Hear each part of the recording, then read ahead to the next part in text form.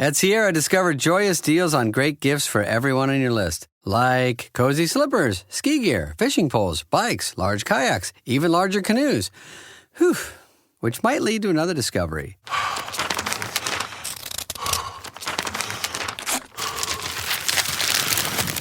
Wrapping gifts is the only sport you need to stay fit this season. 'Tis the season to discover great gifts at unexpectedly low prices. Sierra, let's get moving. This year, Santa's bringing the power of Energizer into his workshop. Whoa, the Energizer Bunny's got so much power. Wait, he's powered up all the toys. I think that means we're done for the year. I love this bunny.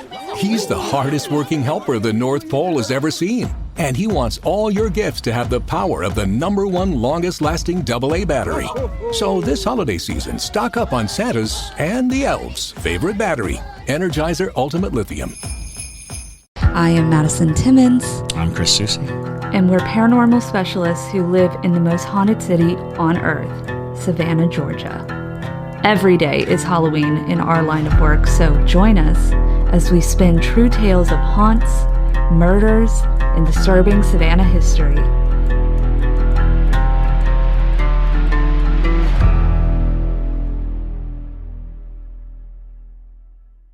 I'm Madison. I'm Chris. And welcome to the most haunted city on earth. Hello, and welcome back to another episode of The Most Haunted City on Earth. My name is Madison Timmons. I'm Chris Susie.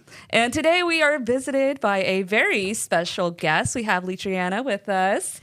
If you'd like to introduce yourself, I know we just filmed a fix. Right. But if you don't know who I am, you're just joining us. My name is Leitreanna Brown. I am the host of Family Spirit International, the CEO of All Access Network Television, and I am the psychic medium on Repossessed, which is on the History Channel in Canada, Hulu in the United States, Hulu, Apple TV, and Disney Plus.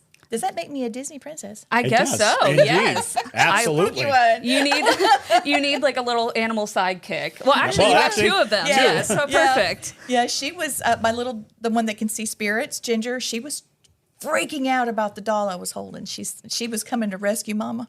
Yes, and if you want to see Leitreanna's reaction to some of our haunted objects, all of that is in our latest Fix episode on Patreon. So if you weren't a part of that, you missed out because it was very interesting. And what a great time to join. What a great time to join, leading right on into it. Yes, it is a very good time to join at the moment. Of course, Christmas and all of the holidays are coming around. If you're looking to give a gift of podcasts to your loved one or yourself, treat yourself. You can actually gift someone a subscription. You can give them a month. You can do a year, whatever you would prefer. All of that is over on our Patreon. And right now we actually have a really big new update to our Patreon. Before this very moment, essentially on Patreon, you had to download a whole different app to listen to our podcasts unedited with all of the ad-free and stuff like that. But JT has been spending the last week putting all of our podcast episodes ad-free onto Patreon. And it actually integrates into wherever you listen to your podcast. So if you're listening on Spotify, you can literally open the Spotify app and get all of those episodes ad-free. Listen to the whole discography. It's fantastic. Really cool update. Still have to get season 5 and 6 up. JT still has to put some seasons up, but you can start at the beginning and work your way forward if you want to. There's a lot of episodes, so there's a lot by to the time get you through. get to season 5, it'll be up. Yes. And one last thing about Patreon. We have a fun little giveaway that we're doing. Ooh. So JT and I went to an antique shop a couple weeks ago, and we found this vintage Savannah game. It is like Monopoly, but historically accurate Savannah. So cool. It's very cool. And I was obsessed with it when we saw this, so we had to get it. And we are going to be giving this to one of our Ultra Para Junkies, which is our highest tier on Patreon. And we have all of those people's names in this here cauldron. So if Leitreanna, if you would like to pull a name and tell us who we're going to be sending this to. It says Leitreanna Brown. Well, save us on shipping. Yes. There you go. It's going to be Melissa Ducati. Yay! Yay! Very nice. Yeah, Melissa's been one of our longest standing Ultra Para Junkies. So, yay, I'm very excited that this is going to be going to you. So, Melissa, whenever you are listening to this, send us your shipping address because we want to go send you this very cool board game. And please tell us how it is when you play it eventually, or if it just goes on. Or just display it. Yeah. Okay. Okay. And JT has it. So there we go. Oh, well, there you go. So there we go. That's how fast we move here. Most haunted. The speed of lightning. But before we get into today's My Favorite Ghost Stories, Leitreanna, did you want to let anybody know, besides just your show, where they can find you on the social medias or Yes. the YouTubes? Sounds great. All Access Network Television on YouTube. That's our little network. It's building, it's growing, and we like to give other podcasters a chance to network with each other. So we're working on that. Also, you can go to at Family Spirit 96. Family Spirit is my podcast that's on its 11th season this year, and I live in a little town called 96, South Carolina, and I love it. So it's a Family Spirit 96, and I hope you guys will join us. You could just Google my name. You can see how it's spelled. They've got it there. Google my name, and you'll go to one of my socials, and I'll add you. Or please follow me if I don't have any more space. Absolutely. All righty. And last announcement, Chris, Yes. your paranormal museum. Yes, we are in the process of building out our paranormal museum. We are actively looking for objects that people have contact with that they feel have some haunting to them. We love backstories. We love knowing more about these objects.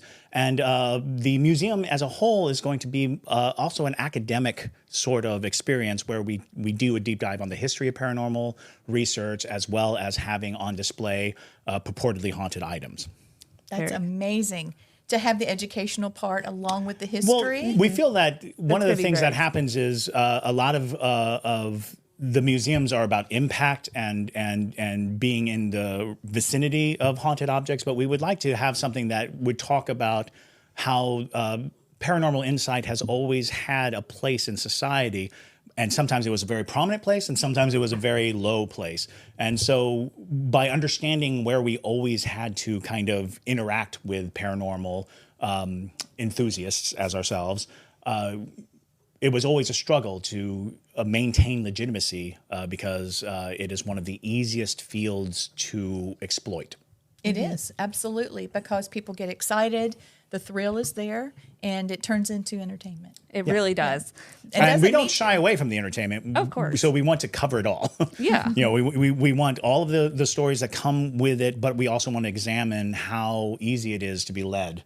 Yes, into absolutely. like the medium frenzy of the 1800s and The Fox Sisters. the Fox Sisters is Yes. a perfect example. You know, I'm working on replicating their seance table with the knocking and all of so that cool. stuff. Yeah, we're working on a table, but it's not like the Fox Sisters. I would love to bring it and show you guys. Yes. Yeah. Oh God. Yes. My husband's Absolutely. building some. He's got some great ideas, and we're looking at a lot of theories. Yes. And I'll tell you more about it later. Yeah, I'll just absolutely. wait. I'm going to spill Well, the beans if I yes. keep talking. And just keep an eye here.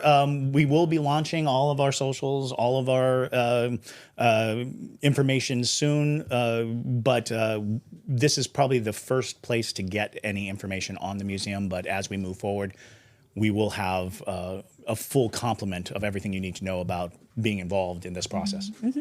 If anybody needs to get in touch with me, I volunteer. If someone has a haunted object, and I'll bring it to you for the museum. That would no be problem. That would be wonderful. so cool. So wonderful. I get a lot of calls about haunted objects. What do I do with this thing? People dropping it off in the middle of the night on my porch. Yeah, so it'll be So- coming straight to Savannah. For- Thank you. For years, that's what happened to me was I finally just had to kind of like withdraw entirely because I kept, waking up to, knives on my front doorstep being like, I don't know what it is, but it freaks me out. It's like, well, don't leave it here.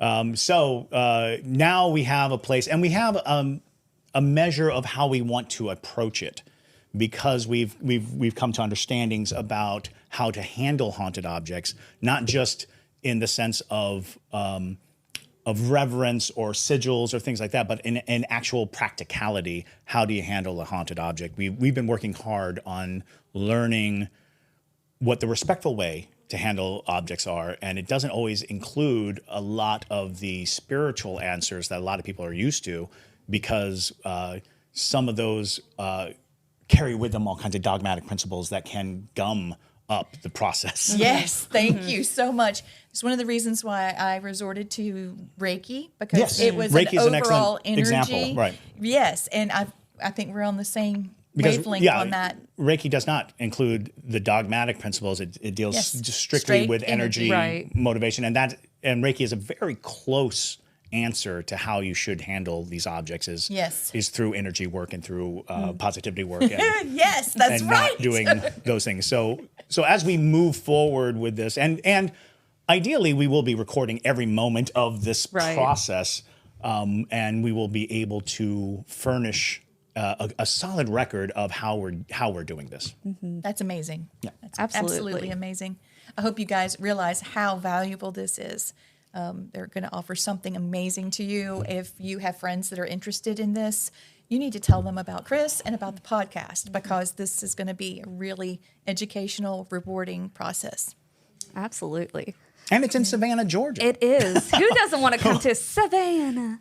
It's everybody- Arguably the most haunted city on earth. Arguably. Very arguably. This place is something. It really is. Now, since we're kind of on the topic of your process of how you handle these haunted objects, so I know you had the lab, and I do want to hear a little bit more about how you started this lab and how you created it. But first, I do want to ask about the Reiki process, because I'm sure a lot of our listeners would be interested in learning how to utilize that method. But I think it's a very daunting process to a lot of people, because there's always been that understanding that you have to find a Reiki master to teach you how to do these things. So what's kind of along the lines of your process of handling these objects? No problem. First of all, I want to stress to whoever is interested in haunted objects, first of all, don't believe what you see. If someone says this is a haunted object, that does not necessarily mean that it's haunted. It doesn't mean that it's not haunted, but it might mean you don't need to touch it, or you're about to get ripped off, because there's usually a big price tag behind something haunted. If someone's advertising it and they say, oh, this thing is haunted, let me sell it to you for $11 billion, and then you get it and it came from, a thrift store. So I really feel like you need to step back for a second, study the types of hauntings that we know exist. Look at all of it from a scientific standpoint, and then also look at the different dimensions that science has been able to prove, because that tells you that energy does create its own universes, I guess you would say, for it to be able to travel through. Science has been able to prove that. Also, we need to look at people that are physicists that have been able to prove that psychic abilities exist, and there are several of those that were CIA operatives. We from just the actually did an 80s. episode. We did. Oh, which one? So we were talking about the Kozarev mirrors. Oh, Yeah. yeah. And the CIA's interest in it.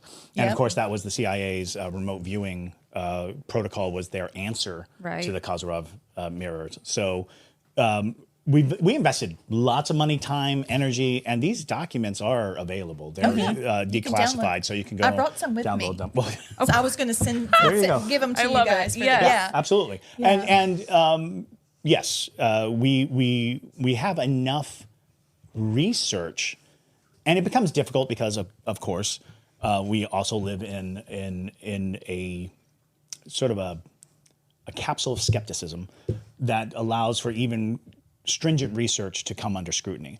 So we do find ourselves saying, okay, well, here's a trail of interesting Right. phenomenon that we can reliably say, well, that occurs. But we find ourselves also having no answers to the far left or right of that path That's right. that was researched. So I love to just say we have much more that we don't know That's true. than what we do know, and Right. and I love the idea of using dimensions as the answer to it, because dimensions are just simply things that we can't observe. Right. Past the third. We can see the first, second, and third dimension. We are incapable of seeing beyond that, and we have like 11 dimensions. Which that means are, there's thousands. Exactly. Right. Well, 11 that we Can perceive. well, Yeah. that we mathematically mapped Right. out with CERN. Right. Yeah. Well, check into Russell Targ because yeah. he was a physicist that had no psychic ability, and he became a remote viewer during the CIA. The Project Stargate. Was that when they were Yep. doing the frequencies in the different ears? Because you can run different frequencies into each ear, and your brain has to go back and forth, and it creates an ability of your brain waves to adjust by going left brain, right brain, left brain, right brain at different modulations. Right. Tuning fork, Yes. tuning Yes. and that kind of thing. Absolutely. Yeah. So you can feel it go back and forth in your brain. So I'm going to just call out Iron Butterfly and the Doors and all of these old rockers that are so amazing. They were using some of those techniques with your headset. Yes. Yeah. So that's part of the experience. They're And actually that's funny giving you a because that was little the attunement. psychedelic movement. Exactly. And a lot of people don't realize how much the psychedelic movement was also a psychic movement. It was also about unlocking psychic potential, Right. Which also very scary because they were also using drugs specifically targeted to do that. And we're not always ready to be aware of everything. Right. So a lot of times people would take these drugs and become hyper aware of things that they couldn't possibly perceive before. And it's damaging. Your psyche is not really ready for it in a lot of these cases. It can throw you into a certain state of insanity. Psychosis, absolutely. Yeah, Jim Morrison. Yeah, So- well, there you go. Yep. Absolutely. We're off to a fascinating start. I know. We love it. We love the whole scientific side of paranormal because they really do go hand in hand, and it is interesting when they do eventually cross paths. Right. It's my favorite thing to say is, physics is just a very long walk to the paranormal. Exactly. Because even physicists come to a point where they say, well, that's just in the unquantified field. It's like, oh, what's that? Magic. It's just magic. It's just where things because everything that we can prove is like a clump. And then it's like, well, what's holding the clump together? And they're like, magic. It's like the unquantified field, I mean. Right. It's the quantum part of this. And it's like, oh, so in the in-between, anything is possible. Because we can only observe a very small amount of everything. Everything else could be anything.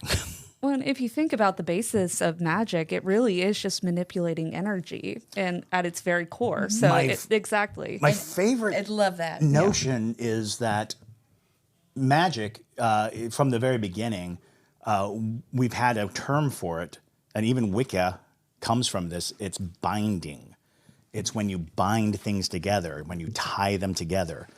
And so binding things is the secret. And to bind to the unknown gives you immeasurable power. Right. But that's because we get the word wicker and Wiccan kind of from the same place, from weaving things together.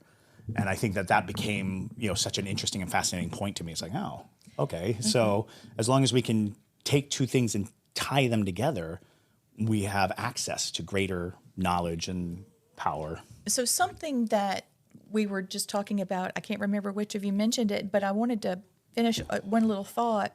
You were just talking about tying energies together, and then we were talking about Reiki and how that is actually opening you up so that you can feel more, see more. From a psychic standpoint, when you're dealing with haunted objects, you're going the reverse. Right. So you have to be able to push and pull the energy both ways so that you are tying the energy together. And that's how I go about being able to read haunted objects and also how I handle them, because I can tell, okay, this has got immense sorrow. And so that's why if I use not magic, and we're using an archaic term here, but I'm taking intention, and each knot that I'm saying a prayer, and then I put wax over it, the color, so I'm tying in candle magic with it. But the whole thing is giving this object a permanent necklace of intention so that it will take it back the other way. It's not going to be oil and water trying to mix. It would be, we've got intense negative. Okay, I'm going to add an equal amount of positive. So now that it's got a harmony. There you go. Right. Neutralize almost. Yes. And that is a way that you can make something dormant. You can also just starve it to death. If it's something that's just manifesting something negative, just a put lot it of to sleep. a lot of a lot of haunted collectors will have the box, which is a box that they can put things in and just shut it closed. And by doing so, the spirit in the box has no influence outside of the box. And it doesn't even have to be like a ritualistic box or scribed by anything. It's the intent. You put it in the box All of and this you is put it on the intent. shelf, and it knows it's being put in prison. It knows that it doesn't come out. And this is an ancient practice, and it's kind of where the whole concept of the Dybbuk box came about, because that'll always be like a tricky subject but we use the word Dybbuk box because it's the easiest phrase to use, because they're not all Dybbuk boxes. It's not all, It's a box to hold things. it's just a box that holds spirits, but because of our common vernacular, we're able to say Dybbuk box, and everyone knows immediately. Oh, Right. I understand. You put something, a bad spirit in the box. Goes in the box. It's in the box. It Put it in the stays box. there. It's in timeout and don't come out. And that's it. Exactly. You can put any spirit in timeout, even ones that you're dealing with in person, but it's about conviction, intention. It's about having more will That's right. than the spirit coming at And you. that's why you have to take command over it. And Which is so hard to do. Right. Because if it's scaring you, it's already got the upper hand. right. You know, once you have fear, because fear is a type of faith, but it's a faith in the damage it can do, not in your ability to overcome it. And that's all fear is. Fear is a faith in the worst outcome. Fear is jail. Yeah, and Fear is makes you jail. highly susceptible. Yep. And I know this because I'm afraid of darn near everything. So I spend a lot of time in jail. But it is worth noting that there are keys out of your predicament. If you're having these haunted instances where you feel hopeless, or you feel like you're not that you can't get away from it, you can train yourself into a stronger mindset and into a place where the fear is not the dominant feeling. And again, it's a lot easier said than done, but there's hope. There is hope. During the filming of Repossessed, I think I'm at a point where I can talk about this now. The first episode was a very difficult object, and I was taxed completely out. And I was like, okay, I can do this. The next one was worse. The next one was much worse. Then it got violent. And then I had to deal with another thing. And then finally at the very end, it was like, all right. But I had to take complete command over it. And you can see a transformation in me to be able to manage this object or these objects. So as you go through it, just remember, watch the transformation, dealing with these objects, how it changes me Oh, yeah. to where I have to take command over them. And you would imagine that And you were being given these objects in an order to make you stronger. I was. You know, It was quite a gift. The challenges were coming directly in a line to say, okay, you can get past this. Can you get past this? Can you get past this? Yes. Right. You know, building a spiritual warrior, as And it I were. do believe that was an experience of a lifetime for me, even if we never film another Repossessed episode, because as things get harder for me in life, there will be things that's going to make me feel like I'm losing it. And I have to take command over that too. And speak into that energy and say, you're not welcome here. You can't come here, because negative entities come with that. Right. And that's where it all goes downhill. All right. Absolutely. We got away from my favorite ghost story, so Yeah. let's let's steer back towards my favorite ghost story. My favorite ghost story is the title that we came up with because when we talk to people who've had lots of great experiences, we kind of want to get to the real meat of why they became investigators, or how they became involved in all of this. And oftentimes it boils down to, what's your favorite ghost story? And intriguingly enough, sometimes it's not even something that happened to you. It might just be a ghost story that inspired you, or a ghost story that you were very interested in. In this case, I think we're really, really interested in what your personal experience that really sort of solidified the journey that you're on as a paranormal investigator. Right. I think that my very first paranormal experience that was structured by my mother and grandmother was the most significant for me. And that's hard to say, because my husband and I lived in a haunted house when we first got married. And I finally wrote about it because I never wanted to lose that moment in my life.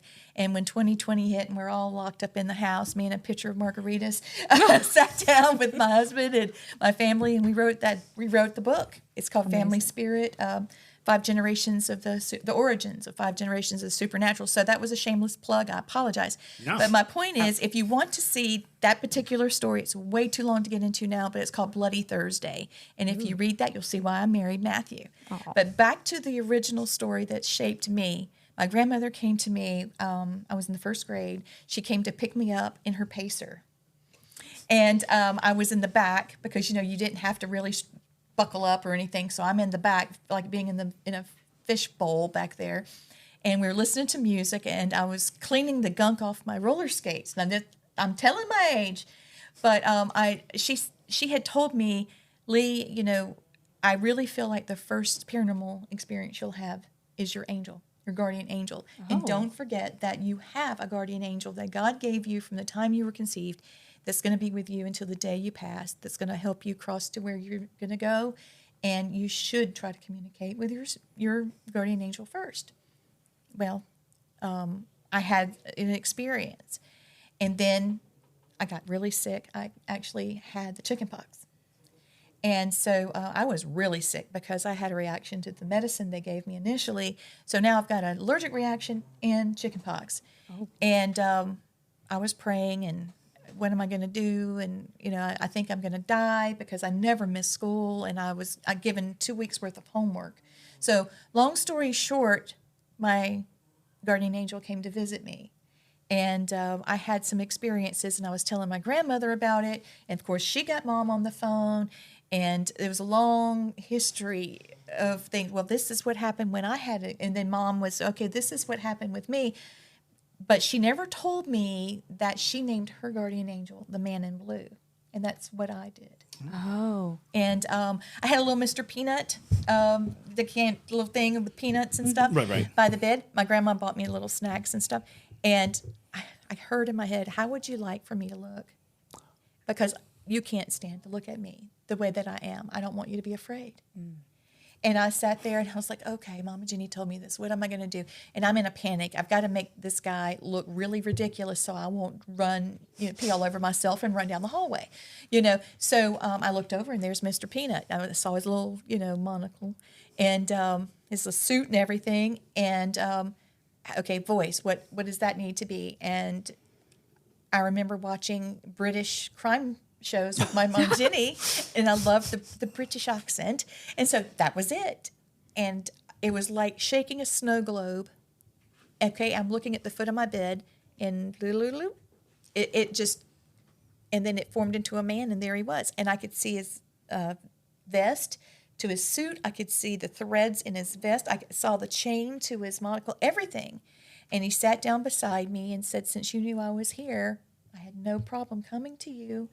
And, I was so sick. God, I was sick. I've still got scars all over me still from him. And he put his hand on me, and I remember feeling really warm and going to sleep. And so I explained that to my grandmother. My mom called to my mom. Mom called Mama Jenny. Mama Jenny's there. And so they're walking me through this whole thing. And I realized this is how it's supposed to be. Well, of course, I wanted to go much faster after that than they wanted me to. Sure, of course. Yeah, after I got well, we did a couple of things, but it was always protect Lee, don't let her go in there. She can see stuff, why aren't you letting her? It was always this big conversation until my kids came along, and now the shoe's on the other foot, and my kids can see things, and I'm flipping out, and I have to call Mama Jenny and Mom. And so it started a tradition in the family. It may not have been very popular with certain family members or even within our community. But this is who we were, this is what we saw, and this is what we did. Hear us roar. And then when shit hits the fan, people call us. Come to me. Focus Features invites you to succumb to the darkness. Nosferatu. From director Robert Eggers comes a masterpiece of horror. He is coming. This creature is a force more powerful than evil. It is death itself. Nosferatu. Rated R. Under 17 without parent. Only in theaters Christmas Day. Special engagements in Dolby and IMAX. This episode is brought to you by Skinny Pop Popcorn. Perfectly popped, endlessly delicious. Oh, so light and crunchy. Skinny Pop Original Popcorn is the snack you've been searching for. Made with just 3 simple ingredients: popcorn kernels, sunflower oil, and salt. Snacking never felt or tasted so good. Perfectly popped, endlessly delicious. Give yourself permission to snack and pick up Skinny Pop Original Popcorn today. Exactly. That. Well, and that's just it. It takes a level of dedication, a lifelong dedication. And so this is very bizarre because when I was very young, I used to have a dream about a man who claimed to be my guardian angel. And I'd have this dream probably about 4 or 5 times. But the weird thing about it was he was dressed like Han Solo. He was wearing the black vest, white long sleeve shirt, black pants, but he didn't have shoes. And that was the weirdest thing. He said he wasn't allowed to wear shoes. That makes sense. And, well, it's even worse because he also said that he was a fallen angel. Uh-oh. And that guardian angels were all picked before the war. Oh. So some people have angels that were fallen. But again, it was never mystical. It was just a series of dreams that I had. Well. And he identified himself as Sam, that I should know him as Sam. And as I grew up, he transformed from the Han Solo character into Mark Twain. Oh, how nice. And so Mark Twain had always been and this is all in dreams. This is all, I have these Mark Twain dreams. He would show up and he'd be like, I need to show you something. Hey, let's talk. But it was before I knew that Mark Twain's name was actually Samuel Clemens. So even before I knew that fact, he had turned into Mark Twain. That's wild. Yeah. That is wild. And that was the weird thing was, it was in my late teens when I learned that Mark Twain was actually, his real name is Sam. I didn't even think of that. And it was it was a shock because Right. at that point it'd probably been about half my life that Mark Twain had been showing up to me, and it was one of those things. It was how do I need to present myself? Because I saw him once when he wasn't. Oh my! Now, And what he did that was. look like? It looked like a giant golden seal with a weird, like if you took a hammerhead shark face and put it on a seal, but it was metallic gold. Right. And it had like a thick mustache, like Mark Twain. Like it had the Mark Twain looking mustache. And it was very alarming looking, but he was more like, and he didn't speak in that form. He didn't speak. Okay. And did his so lips move? Nope. Okay, that wasn't a dream. Hold. That I'm not wasn't a prepared for dream. this. So, but that was when you were saying that, I was like, oh, that's weird because that same series of events kind of happened starting when I was around 6 years old. I started having these dreams, these kind of weird, like, hi, I'm your angel. Because this is the 70s, it makes sense because there was a lot of that on TV. There was a lot of that around. There's a lot of talk about it. So I was always able to reason and ration out where I was getting it. Because there were like at least 4 sitcoms about an angel living with a family. Right. It was yeah, that's true. Made in heaven. And, there was one. Touched by an angel or something. Touched by an angel. Yeah. And there was one with Peter Cook where he was an angel, but he was the butler. It was weird. It was a weird time in TV. Angelion was in one, too. I had such a crush on Angelion as an itty-bitty boy. So Sidebar. Fun fact. The point being, I've always been able to trace back to reality the roots of those dreams. But it was weird because the seal one, I always call it the seal dream, had a really weird aspect to it because I was in a giant honeycomb inside a dome and had all these little windows, and the seal kept trying to point to the windows. And I would look at the window and I would see someone's life. Like I could see people like in the kitchen cooking, and I was like, okay, yeah, I see them cooking. And he's like fervently pointing. And so I look again and I can see out the kitchen window to their yard. And then he'd point again, and I could see past the yard to a windmill. He's teaching you to astral. Yeah, that's what I was thinking. And he did this over and over again until I did it in like multiple windows. And that was kind of this weird dream. And then the next time I saw him, he was Mark Twain, but I knew it was the golden seal thing. I knew that was the same entity. He just looked like Mark Twain, white suit, cigar, the whole 9 yards. Because if you actually see an angel, like Chris was saying, most people, the common reaction people say is they faint or they... Well, I was already asleep. Yeah, well, exactly. Yeah, and it's because they will transform because our little brains cannot Heaven process. can wait. Yes, Trisha. Thank you, Trisha. Yes. I was about to say, yes, that's it, because sorry, that was on me. Yeah, it's our brains just can't compute those sort of things. So they're like, let me make this easier on you. So that is very interesting. And I think you're right, Lee, that you were probably being taught to astral project in a safe I didn't take him manner. up on the lesson. I think you did. Well, and that was, actually weirder still. The end of that dream, he was the seal. It was a big dome, and it was a big black pool in the middle, and that's where he kind of was floating. He was inside the big black pool, and he was beckoning me to dive into the pool. Mm-hmm. Yeah. And I could choose to dive into the pool or stay on the edge looking at the windows. And I chose to stay at the windows. I couldn't jump into the pool. I was too afraid to jump into the pool. And that was kind of like, I think, my decision to not astral project. Right. It was like my decision to, I'm just going to stay where my feet are.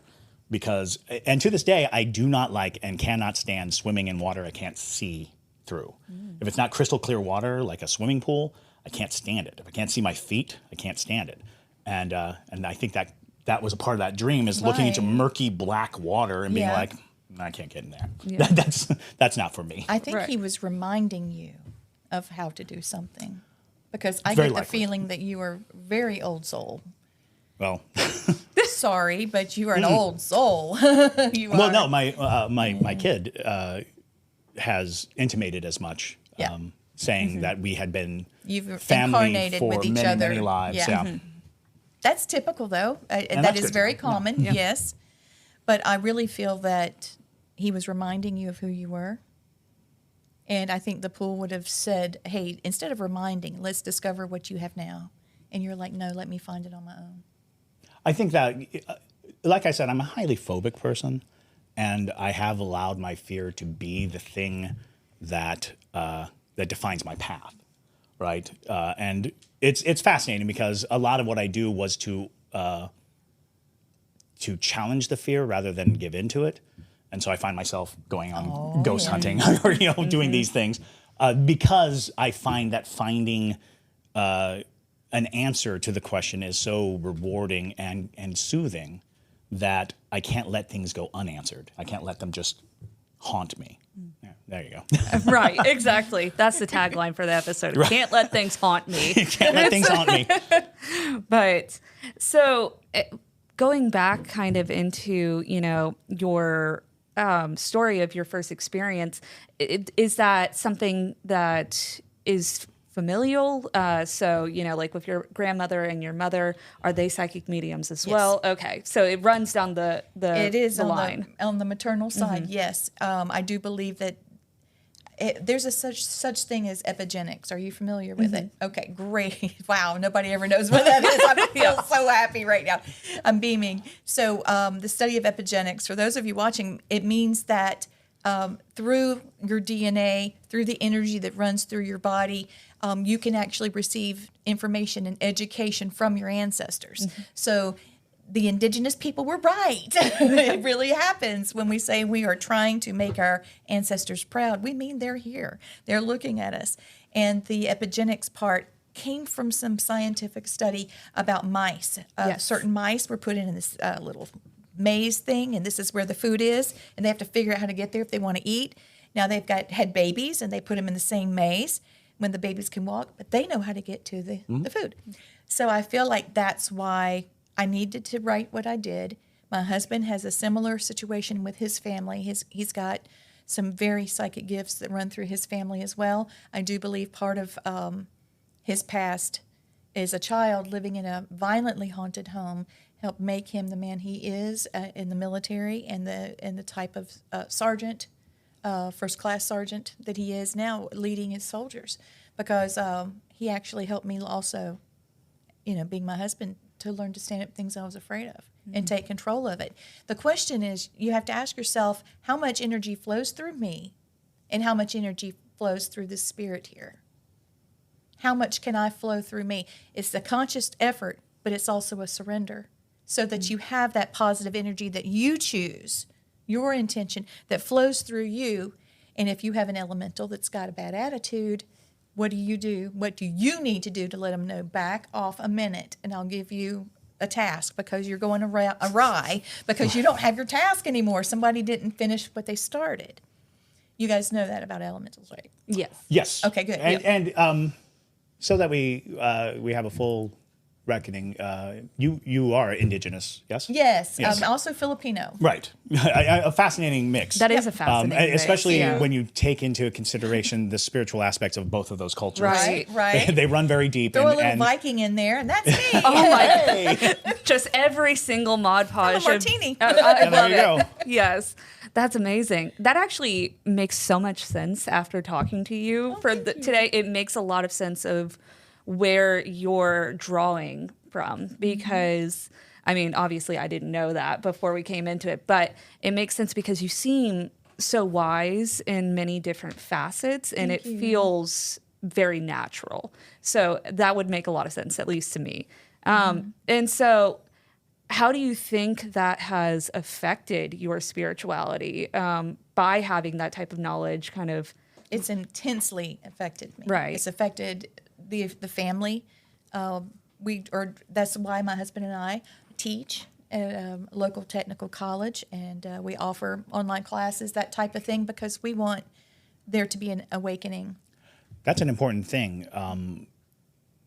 Leitreanna actually has regimented class and coursework in paranormal investigation. I do. And speak to that just a little, so we get everybody up on board, because these are things that you can access online, or if you find yourself near Piedmont, is that correct? Piedmont Technical College, Greenwood, South Carolina, but it's just as easy to go online. We've got students all over, many states and even other countries now. I really think that learning Reiki helps you understand your intention. When you go into a relationship, what is your intention? When you're in a job, what is your intention? What do people expect of you? What do you plan on giving them? It helps with commitments. It helps with healing ailments, with healing past problems, emotional damage, and it also heals generational curses. So when you're looking at universal life, love, energy that is the strongest force, religion's out of the picture. It doesn't matter where it's coming from. You don't have to worry about leaded or unleaded, decaf or regular. You've got universal, creative love energy flowing that you've surrendered to, that is flowing through you, and you can push it out, and you can offer that love and healing to someone, something, dead, alive, interdimensional. It is the only thing that really matters about your life. What are you bringing to people around you? What are they taking away from having experienced you? If you don't think about that, then you really need to have a sit down.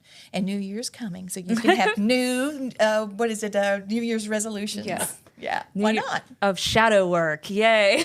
Yeah. Shadow work. Yeah. That's right. So you even know that. Oh, yeah. Wow. This is amazing. Yeah. I love it. That's amazing. Yeah. We try to cover as wide a range of topics on this podcast. And one of the things that we really want to do is speak in that universality notion. Because what's fascinating is, I think at the core of every religion, at the true core, is that love, is that universal love, is that concept of universal love. It just gets mucked up in the politics of religion. It gets mucked up with a lot of the control issues of religions and dogmatic principles of religions.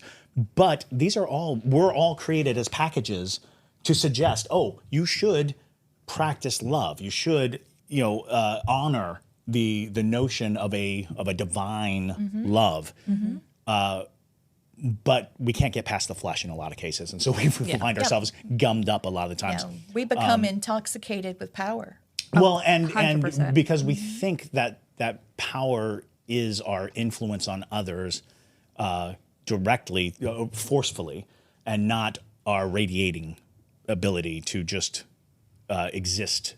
When I was very young, I had a Taoist martial arts teacher, and Taoism is very similar. Tai Chi and things of that nature, Bagwazan and practices like that, internal martial arts. They're actually just about radiating energy. It's about cleansing the energy that flows through you so that when it comes out of you, it isn't gummed up with ambition or greed or anything like that. Again, very difficult, because what it really is asking you to do is kind of dismiss the human part of you, you know, the part that feels this and has wants and desires and things like that. Isn't it? That It's part absolutely you leave going to die. behind you. So why keep it now? And it pollutes that light that is inside of us. And when the light is polluted, the way it shines out of you casts weird shadows on the things around you. So you want to get as many of the impurities out, so that you're shining as bright as possible. And that's what like a Tai Chi master is exuding a radiant light. Like if you've ever really been around somebody who's really, really disciplined and does Tai Chi, you can almost like, if you're standing near them, you're like, oh, I feel like being cleansed. Exactly. You sense that there's a purity coming off of them, despite any like negativity they might have in their human interaction. That discipline reads. It does. Because they spend so much time thinking about their energy. You can feel their intention. It's like, be quiet. Don't say these things. Let me just feel what's going on. And then that's where you're equal. And that's where you're supposed to be. I teach because I feel like I've had a lot of aha moments. My husband says the same thing. And a lot of people have problems that have had a lot of injury, spiritually, physically. And if you do a lot of the shadow work, as you say, meaning if you're trying to heal from your past, heal from, if epigenetics is possible, that means you also can have generational curses. Oh, absolutely. And so there's things you have to work out that you didn't even have a part in. So that's something you obviously needed to work through, or you wouldn't be here. So it's better to go ahead and start looking at it. I do have a PhD in philosophy. I'm working on my second one now is philosophy, so a lot of that transferred, thank the Lord, but it's in parapsychology. And I'll be teaching, thank you, it'll be in philosophy with an emphasis in parapsychology, which I'm already doing a lot of that work now. I've just got to turn stuff in. So, but the reason why I like to teach is because everybody's on a different journey, and I get to see them where they are. And my husband says all the time, the aha moments are what makes it so wonderful and so real. I hope that we can touch a lot of people. I hope that your haunted museum, your haunted object museum will do the same thing, because I know that's why you want to do it. I will say, as you're handling these haunted objects, you use your energy and your intention to protect yourself, so that you don't have to have gloves, unless it's something germy, of course, to where you're surrounding it with that energy, so that when you move it, it's really within itself. Unless you're in a hurry like I was, and I had this doll tucked under my arm, and I went to get him, and he bit she bit my finger. So it is an interesting thing that I keep coming across when I tell people about this, because it is there is hazard, there is risk, at the core of it. What a lot of people don't understand is I've been avoiding haunted objects for a long time in my life. They come to me. I end up collecting them in small, bizarre pockets. But the thing that I collect even more are blessed items. What I have in my big bag of tricks are sacred weapons, exorcism tools, and those things. I love those. I just started on that. And those things I've always kept, but I keep them hidden. I don't brandish them, and I don't carry them around. And I have various levels of them. But for this museum, I'm bringing the big guns out. And when I do that, that's because I try to tell people, it's like, we're thoughtful. We're thinking ahead. We know these things. We know that, I have a Balinese exorcism mask. I have a 100 blessing sword. I have these things in my arsenal specifically so that the place that we finally unpack, and I haven't opened a single thing yet, for the purpose of I want to put these things in place so that there's nowhere for this energy to go where it won't be facing one of these items. So for everybody who thinks that what I'm looking for are haunted objects that are detrimental, no. There are lots of blessed items. There are lots of items that bring elation and joy. When people come upon them, they instantly smile. They feel lightened by it. So it's not just boogity boogity. We have other items, and I don't have a word yet for the other item. The opposite. If something is boogity. There it is. But I don't even know how to write that out. The blue bottle tree is mine. Right. Yeah. That's a perfect example. We have this blue bottle tree, which is a long-standing belief in the Gullah Geechee culture that by putting blue bottles out, you can ward away evil spirits. And that piece right there actually counters nearly every negative thing in the room. Mm-hmm. And that's the beauty of blessed items. One blessed item counters thousands of cursed items. I was going to tell you the value of church glass. A lot of people, what in the world is church glass? Yeah.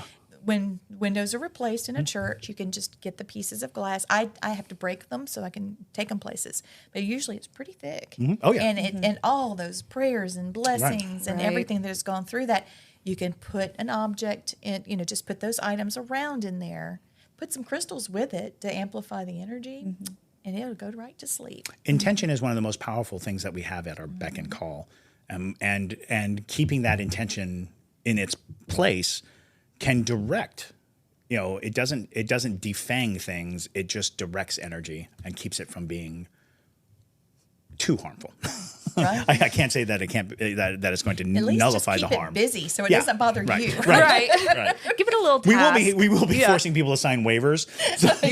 Because we don't want to take any liability for curses or anything that might befall a person. Mm-hmm. We have a threshold and we have blessings and energy over it. Mm-hmm. So when they go in, they can do. Ideally, every threshold should have some form of blessed object or intent put upon it.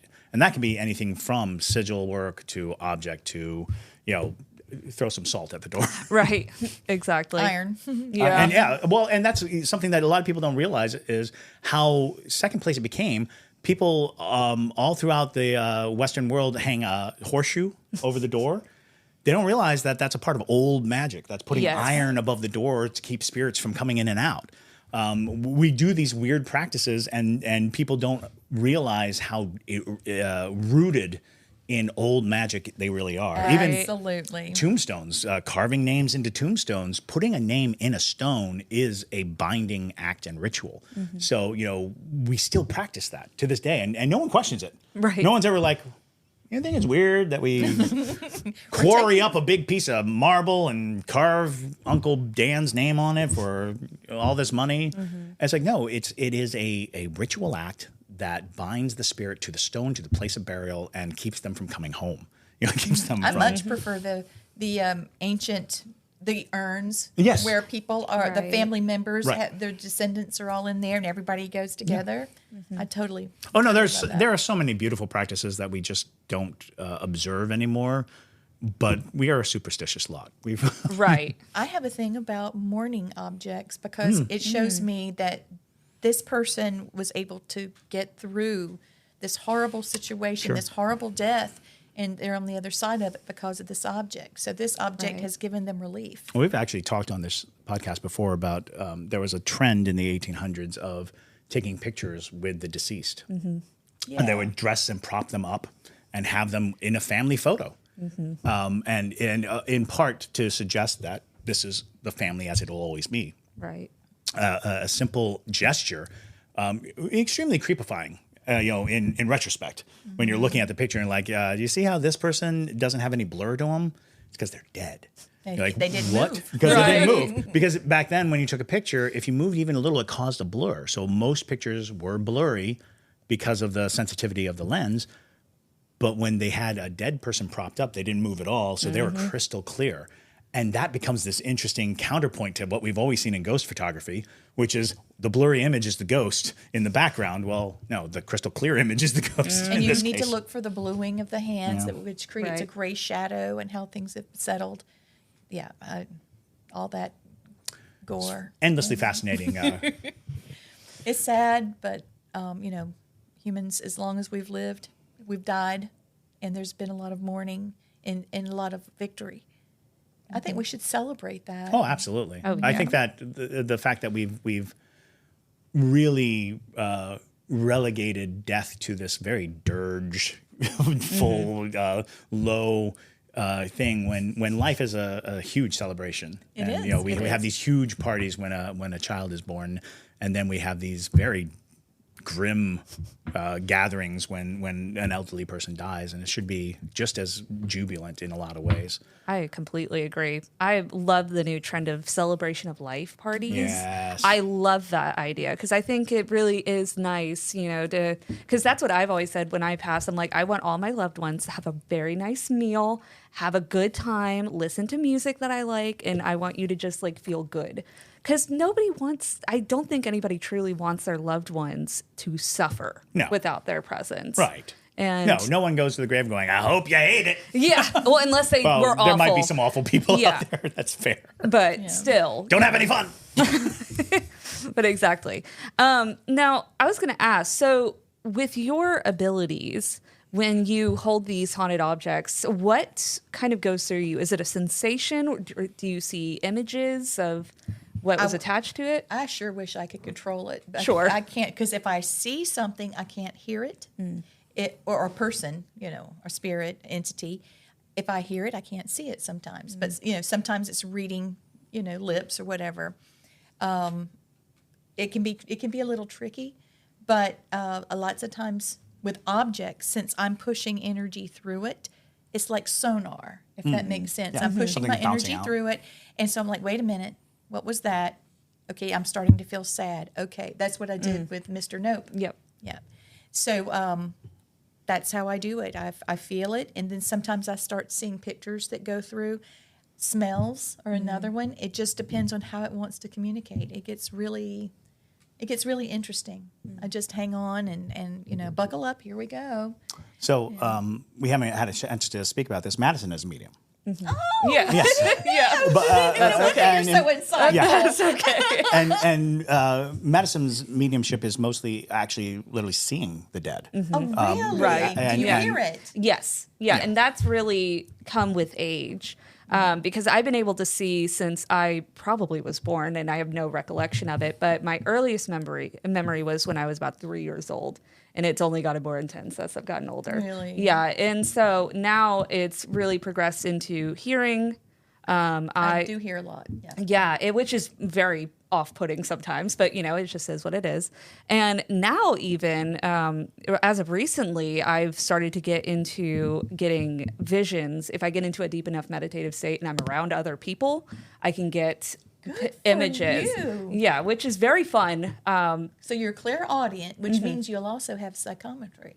Oh. Because they run hand in hand. It's coming. Okay. It's coming. It's coming down the pipeline. Yeah. Well, and interestingly enough, because we had talked about it earlier, it's possible that exploration of things like Reiki and energy work like that might help amplify or Absolutely. clarify.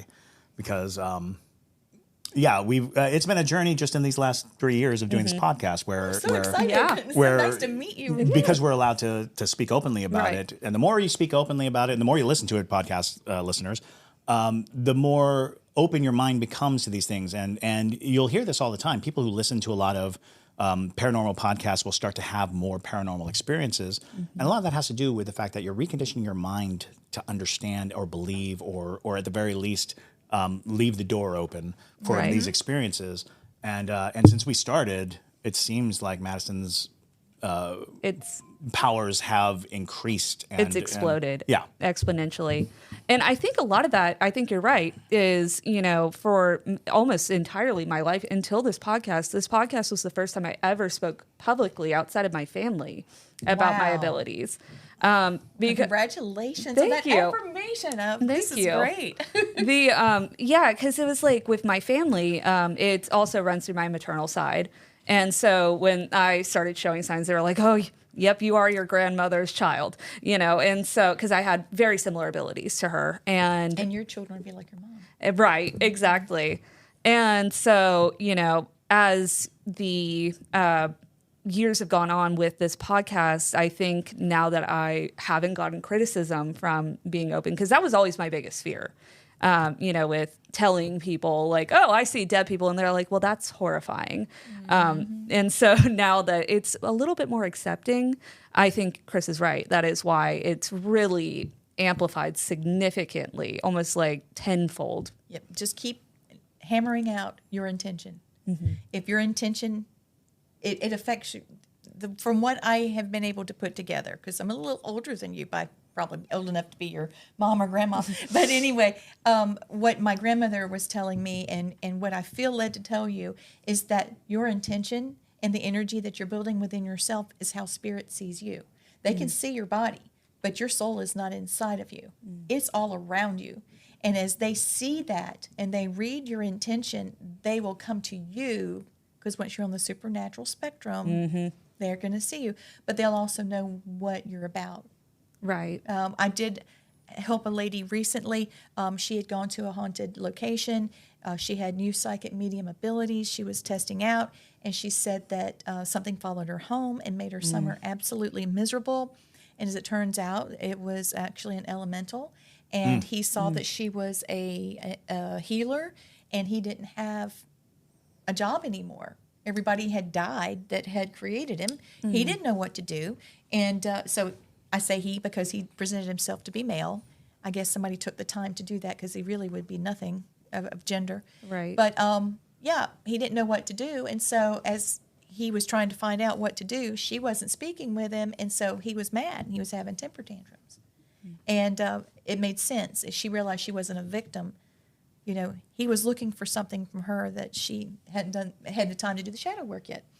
So it worked out. And once he got his pecking order of what he needed to do and where he needed to do it, he's happy, she's happy, and she's had a learning moment. And I was like so happy to have been a part of that whole process.